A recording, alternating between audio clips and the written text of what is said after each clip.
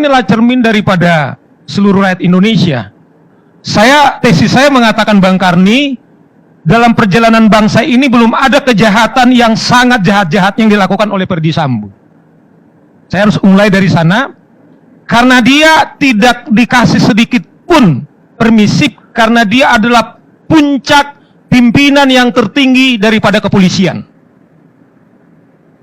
Jadi hanya orang yang tidak beradab, hanya zaman batu, hanya zaman peradaban yang belum ada peradaban manusia, kemudian atas nama emosi, kemudian atas nama apa yang tadi itu, kemudian melakukan pembunuhan perencanaan.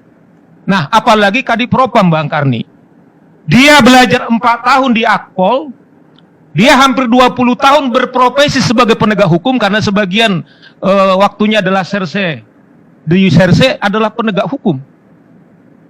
Bagaimana kalau ini kemudian permisif kita, kalau sampai standar hukuman mati ini kemudian dikurangi, Bang Karni? Sama saja sebenarnya ketika ada seseorang di depan kita ini melakukan kejahatan tapi dicari alasan. Apakah itu harga diri keluarga? Yang saya mengatakan ini tidak ada harga diri keluarga, nggak punya harga diri nih. Karena dia melibatkan istrinya untuk mau melepaskan jerat hukumnya, dia melibatkan anak-anaknya untuk melepaskan jerat hukumnya dengan cara melakukan pembunuhan kepada stafnya.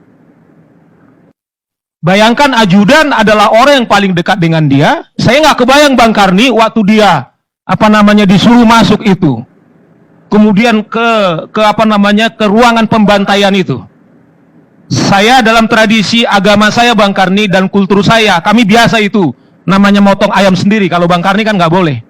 Tapi saya sendiri punya peliharaan ayam, Bang Karni. Karena saya yang kasih makan ayam ini, nggak tega juga. Akhirnya ketika saya mau potong, saya bawa ke pasar itu, Bang. Saya harus bayar dia 10.000, kemudian untuk memotong ayam ini. Nah, ini Kadipropam. Kemudian dia membantai ajudannya. Saya bilang ini adalah peradaban Jaban Batu saja tidak ada alasan. Sehingga kalaupun ada harga diri kepolisian yang sampai 98 sekarang ini, Bang Karni, terlibat, ada 36 orang yang diisolasi ya, Son ya. Sudah 6 yang kemudian tersangka obstruction of justice. Bagaimana ngerinya akibat dari perlakuan dia ini. 100 orang ini begini nih, Bang Gayus. Bukan hanya dia, istrinya juga terancam, anaknya terancam. Bagaimana nasibnya oleh kelakuan rekayasanya ini. Dan sampai detik ini, Bang Karni, surat yang dibuat waktu pelanggaran kode etik itu, dia tidak pernah minta maaf kepada keluarga Yosua. Dia minta maaf kepada institusi kepolisian, tetapi dia tidak pernah minta maaf kepada keluarga Yosua. Nah, oleh karena itu menurut saya, ini pro justisia.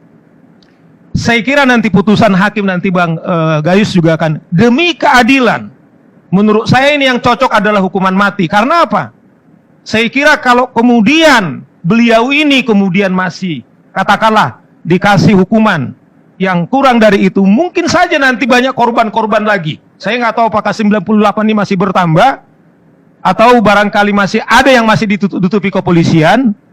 Nah, oleh karena itu saya kira, apa persepsi daripada publik itu, saya kira itulah yang paling tepat hukuman kepada saudara Ferdy Sambo. Itu menurut saya, Bang Karni, pendapat saya. Terima kasih.